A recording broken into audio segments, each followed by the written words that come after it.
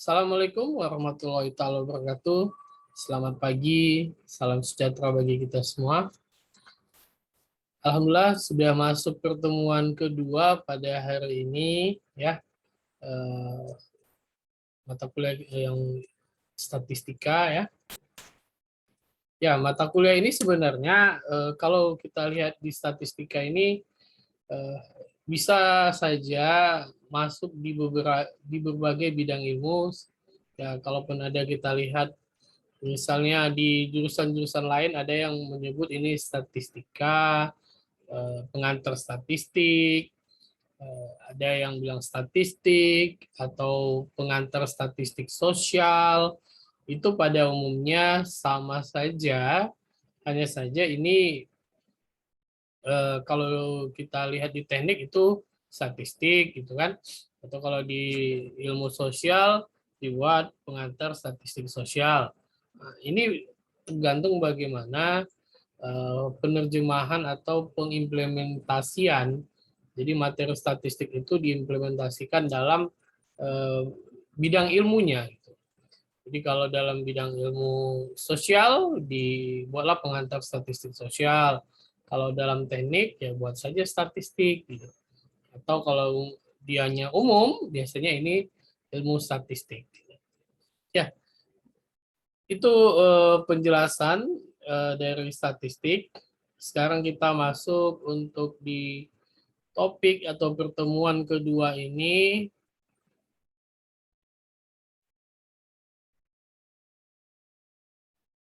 Pertemuan kedua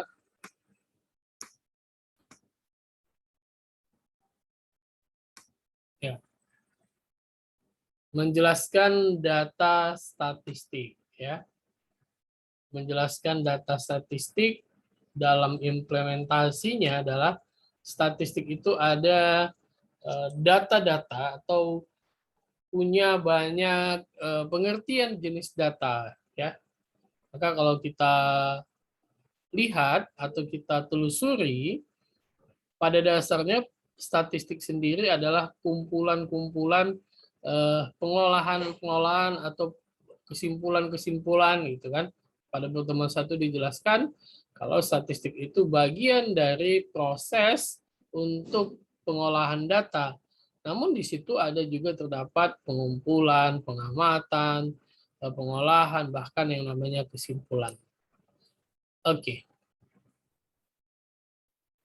Kalau kita lihat jenis data, ya berdasarkan jenisnya, jadi data kalau dilihat ada jenisnya, data itu dapat diartikan sebagai sejumlah fakta dan informasi tentang sesuatu keadaan atau fenomena, ya, atau suatu masalah yang diterima baik berupa angka, kata-kata atau bentuk lain, lisan maupun tulisan.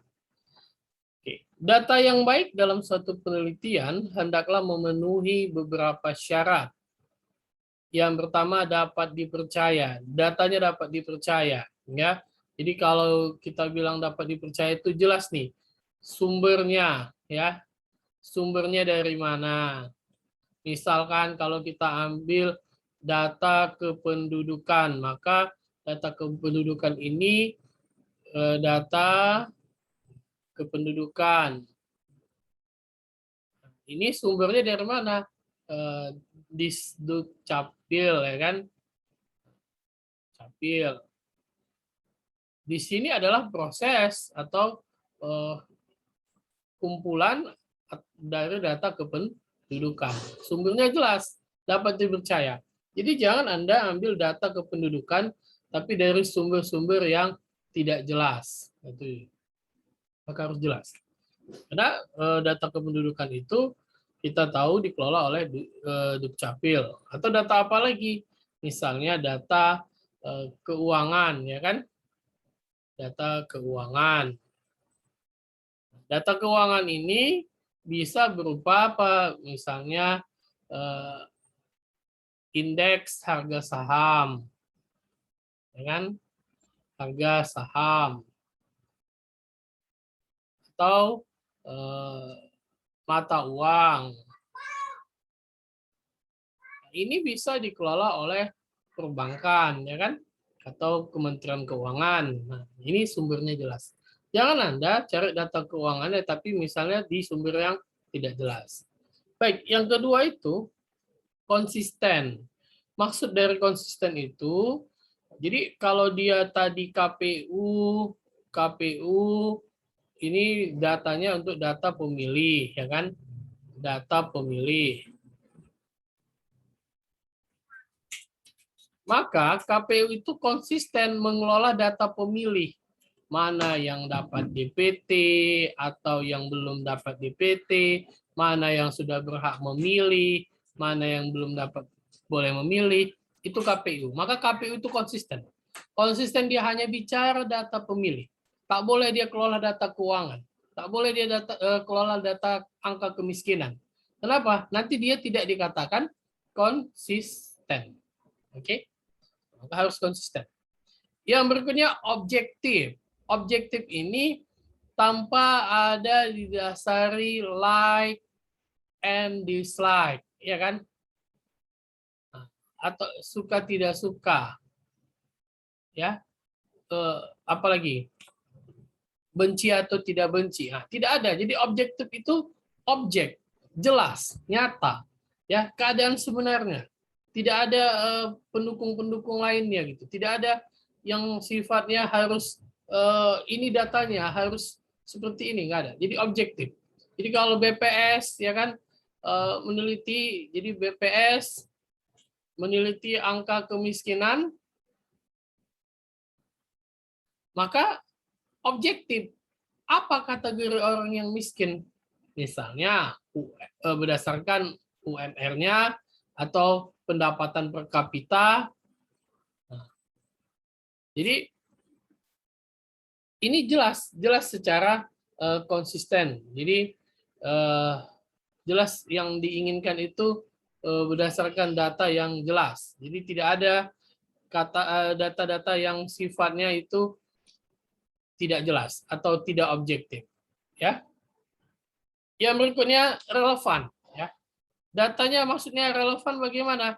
Ya, kalau bicara relevan itu ada pendukungnya, ya. Pendukung yang jelas, ada pengelolaannya, maka yang diteliti itu juga berdasarkan fakta, ya, atau data yang diambil itu berdasarkan kejadian yang sebenarnya. Nah, ini jelas, relevan, ya. Misalnya saya mau meneliti tingkat keberhasilan seseorang dalam belajar matematika atau statistik, maka harus relevan yang saya ukur. Jadi alat tesnya juga harus relevan. Jadi tidak boleh saya mengukurnya pakai alat tes yang B gitu, tapi bukan untuk melihat tingkat keberhasilan belajar matematika atau statistik. Nah, itu yang dimaksud dengan relevan. Nah, yang berikutnya sesuai dengan perkembangan, up to date. Jadi kalau dia sesuai dengan perkembangan itu, maka data ini lebih sistematis, lebih real, lebih lebih berkembang gitu ya. Jadi karena apa? Karena sudah up to date. Data ini benar adanya, data ini jelas adanya gitu ya. Oke, saya lanjut. Ya. Jadi dapat dipercaya berarti data tersebut dikumpulkan dengan menggunakan instrumen baik dan benar serta dilaksanakan dengan baik pula. Ya, konsisten sebagai data yang dikaji ulang dalam waktu yang relatif pendek dan tidak berbeda secara berarti. Seperti saya jelasin tadi nih. Nah, sedangkan objektif, ya hasil yang dicapai menggambarkan keadaan yang sebenarnya. Jadi nggak boleh ada unsur-unsur lain, yang objek aja supaya mendapatkan data yang jelas. Nah, data yang terkumpul harus relevan dengan permasalahan yang sesungguhnya. Karena itu data yang dikumpulkan hendaknya mewakili masalah atau fenomena yang akan dipecahkan. Jangan terjadi kesalahan tipe 3 dalam pembuktian hipotesis, yaitu hipotesis diterima tetapi bukan masalah yang diteliti. Nah, itu dia. Jadi kalau dalam hipotesis itu ya, hipotesis yang pertama tipe 1 itu adalah H0, ya kan? H0 ini diterima. diterima dengan objek yang diteliti sesuai ya. Objeknya sesuai. Baru yang berikutnya H1 atau H alternatif. H alternatif muncul apabila H0-nya ditolak. Oke. Baru ada tipe 3 yaitu hipotesis diterima tapi yaitu bukan masalah yang diteliti gitu ya. Jadi masalahnya nggak jelas, bukan itu yang diteliti gitu. Nah, itu yang kita maksudkan. Oke. Maka data penelitian berdasarkan sumbernya dapat dibedakan dalam 3 kategori, yaitu data primer, data sekunder, dan data tertier. Apa itu data primer? Data primer adalah data yang diterima secara langsung dari objek yang diteliti. Oke. Ya, dari tangan pertama. Jadi misalnya atau umpamanya apabila peneliti tentang interaksi sosial penduduk suku Minang, maka penelitian yang bersangkutan terjun langsung ke daerah yang menjadi objek penelitian. Dan peneliti mengamati secara langsung interaksi penduduk tersebut. Nah, jadi ini data primer. Data primer itu adalah data yang langsung dikelola oleh pengelola datanya gitu. Nah, contohnya lagi bisa seperti BPS ya kan. BPS mengambil data ya kan. Nah, mengambil data baru BPS mengelolanya. Ya kan? Nah, baru BPS menyimpulkannya. Oke. Untuk siapa? Ya kepentingan BPS. Nah, terutama kepentingan BPS. Supaya apa? Ya BPS adalah lembaga yang kredibel untuk mengolah yang namanya data-data. Nah, jadi salah satunya melihat angka data kemiskinan. Nah, ini kepentingan BPS ya. Dia kelola data, diamati ya kan. Nah, terus Anda bagaimana? Ya kalau Anda nanti melakukan penelitian, misalnya penelitian tentang kepadatan penduduk ya kan di suatu daerah A, maka Anda bisa ambil data primer tersebut. Nah, atau yang berikutnya Anda mengambil data misalnya bagaimana hubungan seseorang terhadap atasannya. Nah, maka itu menjadi data primer ketika Anda yang mengelola sendiri. Oke. Yang berikutnya data sekunder adalah data yang dikumpulkan merupakan data yang telah diolah oleh instansi atau kelompok lain, ya kan? Nah, data yang diterima dalam bentuk jadi atau final sehingga peneliti tidak mengolah data lagi. Oke, misalnya umpama data penduduk suatu wilayah, data tersebut diolah oleh BPS, ya kan? Data peneliti mengambil saja. Jadi misalnya gini, saya sedang melakukan penelitian, ya kan? Penelitian itu sifatnya adalah mengenai kependudukan, ya kan? Atau kependudukan ya angka kemiskinan atau tingkat penghasilan ya kan. Nah, ini data ini saya ambil, saya hanya mengambil perbandingan saja. Kenapa? Data ini sebelumnya sudah saya ambil dari BPS. Nah, ya, BPS sudah melakukan pengolahan data. Jadi saya hanya menggunakan data dari BPS. Maka dalam pengolahan atau dalam kesimpulan yang saya sampaikan atau dalam karya ilmiah yang saya sampaikan, saya harus mencantumkan sumber data. Ya, sumber datanya dari mana? Apakah dari BPS ataukah dari lembaga survei atau lembaga lain yang mana data ini sudah dikelola oleh pihak tersebut. Yang berikutnya data tertier adalah data yang diperoleh secara tidak langsung dari pihak ketiga sehubungan dengan objek yang diteliti. Jadi umpamanya data tentang penduduk miskin dalam suatu wilayah yang disampaikan pihak ketiga. Pihak ketiga menyampaikan informasi tersebut kepada peneliti beserta sumber datanya. Untuk data tertier ini, peneliti harus berhati-hati dan melakukan check and recheck terhadap data tersebut. Nah, jadi ini harus hati-hati. Jadi data tertier ini memang data pihak ketiga yang bisa saja benar, bisa saja belum tentu salah. Artinya kesalahannya itu ada gitu ya kan. Nah, ini data-data inilah yang menjadi perolehan atau kebutuhan dari seseorang. Misalkan kalau Anda pernah ditelepon oleh pihak bank tertentu, ya kan, atau di WA atau di SMS oleh lembaga tertentu, nah, untuk menawarkan pinjaman. Nah, itu yang sering nih, ya kan. Nah, ini mereka dapatkan data Anda itu dari mana? Data tertier ini. Jadi data itu bisa didapatkan dari operator telekomunikasi ya seperti Telkomsel ya kan, Indosat atau dan sebagainya. Nah, mereka dapat data itu dari situ. Nah, bisa saja yang di SMS atau yang di WA mereka orang yang memang butuh pinjaman, tapi bisa saja tidak gitu. Nah, jadi ini yang dimaksud dengan data tertier yang dikelola oleh pihak ketiga.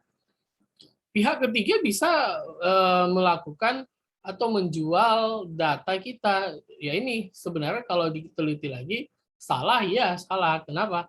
Nomor telepon itu kan tidak harus disebarluaskan idealnya kan. Nah, tapi belum ada juga undang-undang yang mengatur tentang pengolahan nomor telepon. Terkadang nomor telepon kita juga berserak juga entah kemana-kemana ya kan. Nah, ini yang menjadi manfaat dari pihak tertentu. Oke. Saya pikir jelas ya tentang 3 jenis data. Oke. Menurut sifatnya, data peneliti dapat dibedakan. Jadi ada sifatnya lagi. Yang pertama, data kuantitatif dan data kualitatif. Apa itu data kuantitatif? Itu data yang berbentuk angka atau bilangan. Seperti jumlah karyawan, ya kan? Tinggi badan, ya kan? Tinggi badan. Apalagi? Berat badan, nggak salah, ini sensitif nih kalau berat badan. Tingkat penghasilan, ya kan, ya, lalu angka kemiskinan. Ini disebutlah dengan data kuantitatif, yaitu data ini berhubungan atau berbentuk angka atau bilangan. Nah, itu disebut dengan kuantitatif. Yang berikutnya data kualitatif, yaitu dapat dibedakan lagi menjadi data diskrit atau data kontinu. Nah, data diskrit adalah data yang pasti dan eksak dari hasil menghitung. Misalnya jumlah anak keluarga Ahmad ada 2. Ini jelas nih. Nah, jadi itu data kontinunya. Data diskritnya. Nah, sedangkan data kontinu adalah data tersambung atau kontinu dengan data sebelumnya dan data sesudahnya. Misalnya tinggi badan seseorang, ya kan? Jadi kalau kita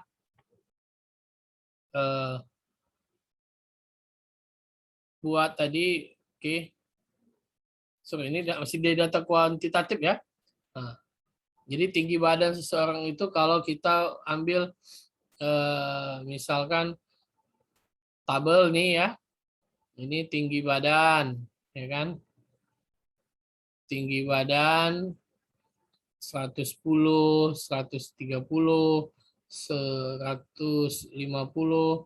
Nah, misal jadi ini buat frekuensinya. Nah, ini berhubungan nih. Ada 8 orang, 7, 5. Nah, ini yang dimaksud dengan tadi data continue. Jadi berhubungan nih datanya. Jadi ada 110 ke 130, 150 gitu. Oke. Selanjutnya data kualitatif, yaitu data yang tidak berbentuk bilangan. Data ini berupa kata-kata atau bahasa atau umpama. Maka contohnya ini biasa angket, ya kan? Kuesioner, skala kepuasan atau skala prioritas. Apalagi ada macam-macam. Jadi banyak juga. Jadi ada hasil apa namanya? Uji psikolog. Jadi angket ini macam-macam. Ada angket ini tergantung kebutuhannya apa ya kan. Bisa kita mau melihat hasil belajar bisa ya kan. Ada kuesioner juga skala.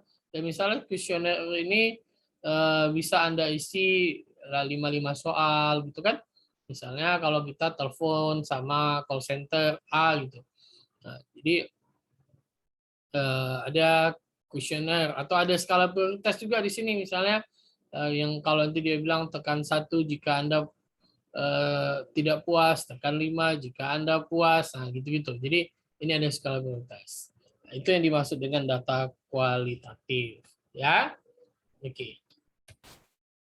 Ya, hari ini cuaca baik, kan orang tua yang ini sedih karena anaknya sakit. Nah, itu sifatnya lah data yang kita sebut kualitatif. Oke. Di berikutnya ada namanya pengukuran, ya skala pengukuran.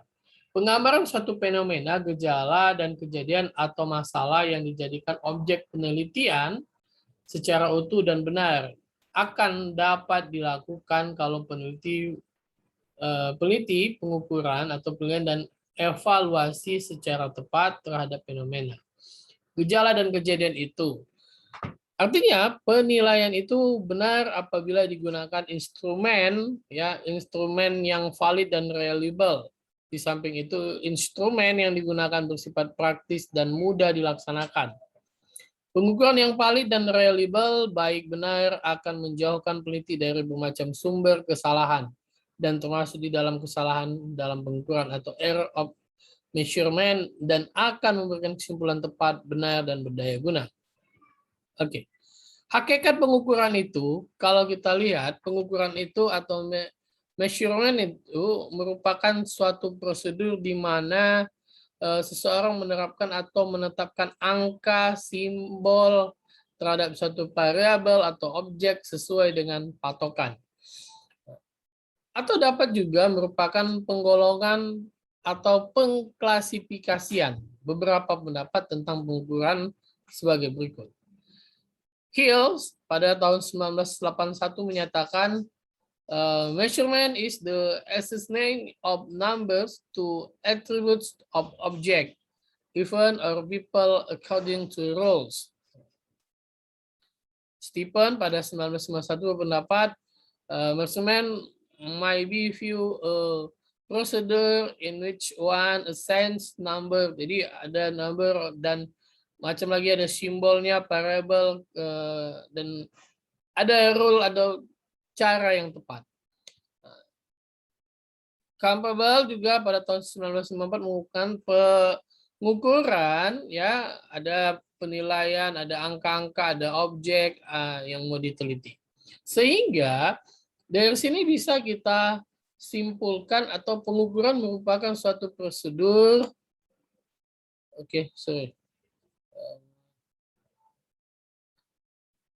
Nah, dari berbagai pendapat di atas dapat disimpulkan dalam pengukuran ada 3 konsep yang perlu dipertimbangkan. Yang pertama, numeral atau simbol atau nomor, ya angka atau simbol yang dapat diolah dengan statistik atau dimanipulasi secara matematik seperti 1, 2, 3 dan seterusnya ini. Yang berikutnya assessment atau penetapan atau penerapan, ya. Ini berarti bahwa angka atau simbol itu diterapkan terhadap objek atau kejadian tertentu yang dimaksudkan. Ada rules atau aturan. Aturan ini dimaksudkan sebagai patokan tentang benar tidaknya tindakan yang dilakukan atau suatu kejadian yang sifatnya objek yang dikuasai seseorang. Oke? Ya, tadi kalau kita bicara skala ya kan, maka yang pertama itu ada skala nominal. Skala nominal ini adalah skala yang paling sederhana atau maka dikatakan pengukuran kualitatif bersifat nominal, yaitu pengklasifikasian atau penggolongan atau pengkategorian berdasarkan nama atau simbol secara tuntas dan lepas. Tidak ada tingkat aturan di sini atau tidak ada tingkat urutan. Semua variabel dijabarkan dalam alternatif dengan kedudukan ya secara saling lepas dan tuntas. Maka pengukuran dengan skala nominal dapat menghasilkan data nominal. Data tersebut hanya dapat dianalisis dengan menggunakan teknik dalam kelompok data nominal, antara lain mean, median, frekuensi, grafik, chi kuadrat, lambda, dan seterusnya. Kalau saya mau kasih gambaran seperti gini. Misalnya ini ada tabel, ya kan? Ini tabel ini adalah pekerjaan, ya.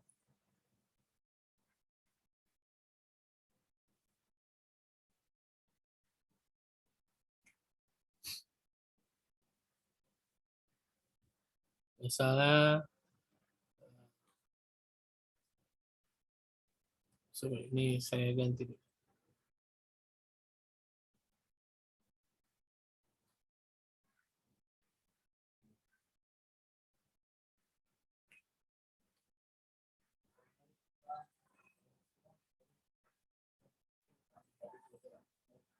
Pekerjaan ada guru,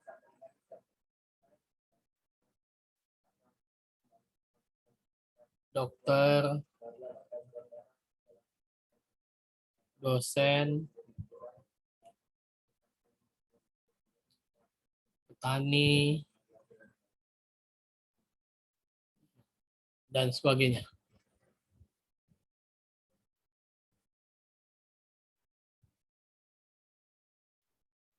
Oke. Ya, ini kita katakan kelurahan. Kelurahan A, kelurahan B, kelurahan C, kelurahan D, kelurahan E. Di kelurahan A ini, ya kan, kelurahan. Oke. Di kelurahan ini ada berapa orang yang jadi guru? Misalnya 2, jadi dokter 1, jadi dosen 2, jadi petani tak ada. Kelurahan B jadi guru 5, jadi dokter tak ada, dosen nggak ada, petani 6,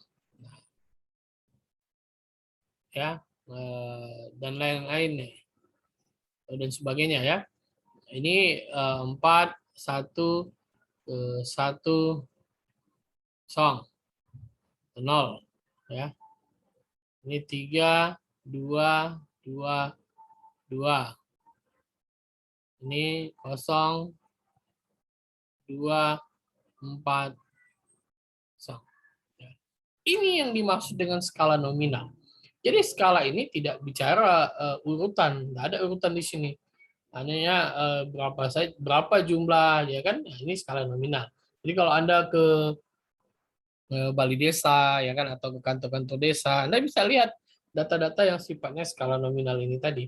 Jadi tidak ada urutan, tidak ada sifatnya berkesinambungan yang seperti harus ada hubungan ini ke ini, nggak ada, ya. Oke, itu skala nominal. Yang berikutnya skala ordinal. Itu banyak variabel dalam penelitian tidak hanya dapat dikategorikan saling lepas dan tuntas, tapi juga ada yang berhubungan antara satu dengan yang lain. Relasi ini ditandai oleh tingkat atau urutan menurut besarnya atau karena sifatnya dalam kaitan itu, pengumpulan skala ordinal lebih tepat digunakan. Beberapa prinsip pengukuran skala ordinal adalah sebagai berikut. Oke, kalau saya gambarkan atau saya kasih contoh, skala ordinal itu ya, skala ordinal misalnya tabel, ya kan, tinggi badan,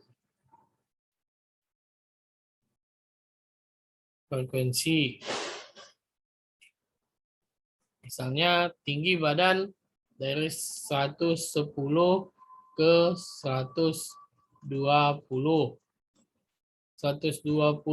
ke 121 ya, ke 130, 131 ke 140, 141 ke 150.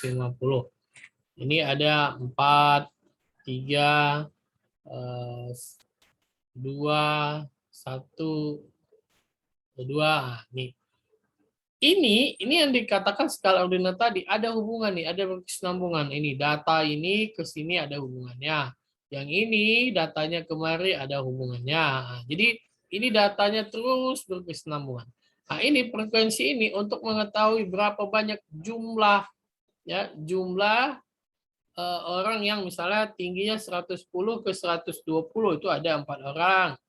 121 ke 130 ada 3, 131 ke 140 ada 2, 141 ke 150 ada 2. Nah, ini yang kita sebut dengan skala ordinal. Artinya skala ini berhubungan satu sama lain. Baik, saya lanjut. Oke. Oh ya, tadi data yang pertama, data yang ditemukan merupakan data ordinal dan dinyatakan dalam istilah dari tinggi rendah ya, seperti sangat panas, panas, sedang, kurang panas dan dingin ya kan, tetapi dinyatakan beberapa panasnya. Artinya kalau di panas berapa derajat Celcius, dingin berapa derajat Celcius. Kalau ukurannya derajat Celcius. Kalau ukurannya Fahrenheit atau Reaumur, maka harus pakai alat ukur. Jadi harus jelas datanya. Jadi harus jelas alat ukurnya. Misalnya saya sedang demam. Nah, alat ukurnya apa? Derajat Celcius, termometer ya kan. Saya sedang di jalan mengendarai sebuah kendaraan, naik sepeda motor misalnya. Berapa kecepatannya? Alat ukurnya apa? Satuannya apa? Kilometer per jam. Nah, gitu.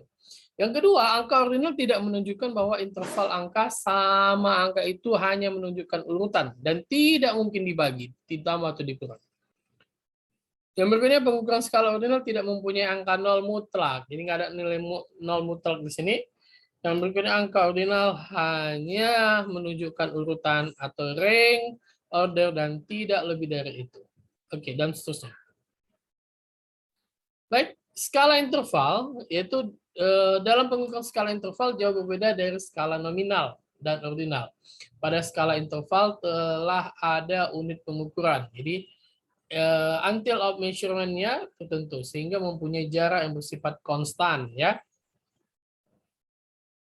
Oke, skala rasio adalah pengukuran dengan skala rasio mempunyai nilai 0 mutlak, sehingga hasilnya dapat dibagi atau dapat dikali. Ya. Umpama apabila jumlah kecelakaan tahun 2008 sebanyak 200 orang, sedangkan tahun 2010 sebanyak 400 orang, maka dapat diartikan bahwa kecelakaan tahun 2010 2 kali lebih banyak dari tahun 2008. Nah, itu. Semua karakteristik yang dimiliki data interval ordinal dan nominal dimiliki oleh data dengan menggunakan pengukuran rasio. Dapat disusun dalam bentuk data interval ordinal dan nominal. Sehingga mungkin teknik analisisnya yang digunakan jauh lebih banyak dan lengkap. Nah, itu dia maksudnya. Jadi skala rasio ini sifatnya adalah lebih kepada bagaimana pengumpamaan itu atau data itu memiliki nol mutlak. Jadi hasil prosesnya dapat kita kategorikan, dapat dibagi atau dapat dikali. Oke, itu penjelasan mengenai pertemuan kedua ini, yaitu mengenai jenis data. Jadi Anda harus pahami dulu data itu, ya, baru nanti kita bisa lanjut bagaimana pengelompokan, penjelasan dari data-data tersebut. Oke, di sini saya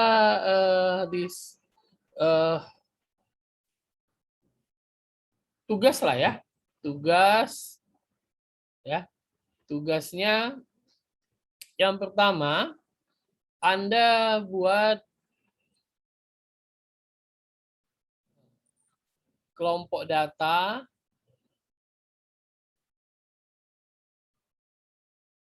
yang berdasarkan apa tadi? Data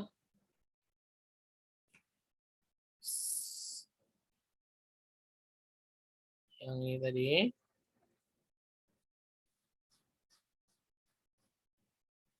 Nah, nominal, ordinal,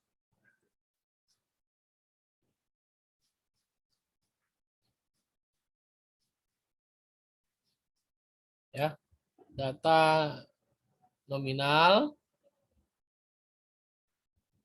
data ordinal, baru data interval, baru yang ketiga data rasio. Oke. Anda buat kelompok datanya, ya, buatkan misalnya contoh data nominal itu seperti ini, ya kan? Buatkan, baru data ordinal itu seperti ini. Cari datanya, silakan Anda berkolaborasi atau berpikir bagaimana membuat data ini. Tadi sudah ada contohnya. Jadi saya mau buat data itu yang lebih besar, Anda buat, oke? Ini aja satu soal ini tugasnya, tapi satu soal ini tadi dibagi lagi. Misalnya hari ini Anda yang punya nomor induk mahasiswa atau NPM ya, yang genap ya, maka Anda kerjakan data nominal dan data interval. Tapi kalau Anda memiliki NIM atau NPM yang ganjil, Anda kerjakan yang data ordinal dan data rasio. Oke, itu saja dari saya untuk pertemuan kedua ini. Mudah-mudahan bermanfaat ya. Sekali lagi, jika ada yang mau Anda tanyakan atau yang ingin Anda diskusikan, silakan tanyakan langsung, atau yang tidak paham. Mudah-mudahan apa yang saya sampaikan ini bisa bermanfaat bagi kita semua. Itu saja dari saya. Sampai ketemu pada pertemuan berikutnya. Tetap jaga, sebentar. Ya, tetap jaga kesehatan, tetap tingkatkan imunitas, ya kan, prokes. Kalau Anda di luar rumah harus jaga prokes. Mudah-mudahan kita selalu dalam lindungan Allah Subhanahu Wa Taala, tetap sehat, tetap bahagia, ya. Itu saja dari saya. Billahi taufiq wal hidayah. Assalamualaikum warahmatullahi wabarakatuh. Selamat pagi semua.